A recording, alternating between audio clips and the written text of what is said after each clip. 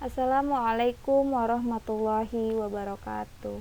Ya, bertemu lagi dengan Umi Rati Pratiwi di mata pelajaran Bahasa Indonesia. Kita hari ini akan melanjutkan materi di minggu sebelumnya, yaitu membahas tentang pidato. Nah, yang akan kita bahas hari ini adalah jenis-jenis atau macam-macam pidato berdasarkan pada sifat dari isi pidato yang akan disampaikan, ya. Jadi setiap pidato itu ada jenis-jenisnya. Nah, jenis-jenis pidato ini bisa dilihat dari sifat, tujuan, seperti itu. Jadi kali ini kita akan membahas jenis-jenis pidato itu berdasarkan sifat dari isi pidato. Nah, sebelum memulai pembelajaran hari ini, marilah kita melafazkan lafaz basmalah, bismillahirrahmanirrahim, dan doa sebelum belajar, Rabbi jidani ilma warzuqni fahma wa amalan sholihah.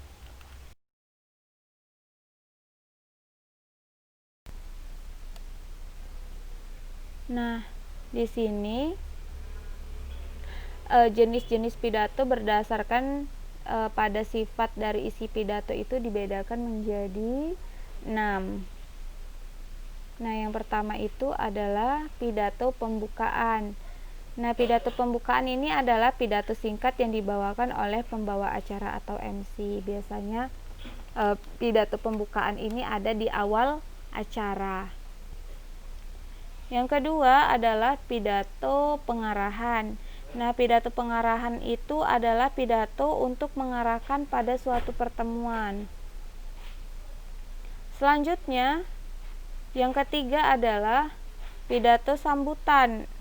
Pidato sambutan yaitu merupakan pidato yang disampaikan pada suatu acara kegiatan atau peristiwa tertentu yang dapat dilakukan oleh beberapa orang dengan waktu yang terbatas dan secara bergantian.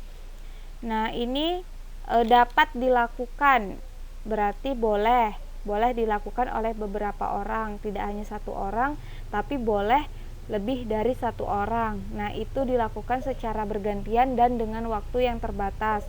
Misalnya pada acara keagamaan, ya, acara Maulid Nabi misalnya di masjid, atau acara ulang tahun. Biasanya ada yang menyampaikan pidato sambutan tuh, sambutan dari teman-teman, perwakilan teman, dari orang tua, dari keluarga, seperti itu. Kalau di Maulid Nabi misalnya kata sambutan dari kades atau kepala desa, dari kepala dusun, dari tokoh masyarakat, dari pemuka agama, gitu ya. Lanjut, yang keempat adalah pidato peresmian. Pidato peresmian adalah pidato yang dilakukan oleh orang yang berpengaruh untuk meresmikan sesuatu. Nah, di sini pidato peresmian ini disampaikan pada sebuah acara untuk meresmikan sebuah tempat, meresmikan sebuah tempat atau meresmikan sebuah brand, gitu ya, brand makanan, brand baju, gitu. Itu ada itu biasanya pidatonya yang disampaikan dengan tujuan untuk meresmikan sesuatu. Nah, dinamakan pidato peresmian. Yang kelima adalah pidato laporan, yakni pidato yang isinya adalah melaporkan suatu tugas atau kegiatan. Nah, sebelum kita melaporkan sebuah laporan, sebelum kita melaporkan sebuah tugas atau kegiatan, kita akan terlebih dahulu menyampaikan sebuah kata sambutan lah, ya kan, sebelum melaporkan itu. awal ucapkan salam, terus ucapan rasa syukur, itu awalnya kan termasuk sebuah pidato. Nah, karena dia dibarengi dengan isi laporan, makanya dinamakan pidato laporan, bukan pidato sambutan, seperti itu. Lalu di nomor 6, pidato pertanggungjawaban. Nah, pidato pertanggungjawaban adalah pidato yang berisi suatu laporan pertanggungjawaban. Itu dia. Kegiatan pembelajaran kita hari ini. Mohon maaf jika masih ada yang kurang dari apa yang Umi sampaikan. Jika ada pertanyaan dari kalian, Umi berharap kalian bisa menghubungi Umi.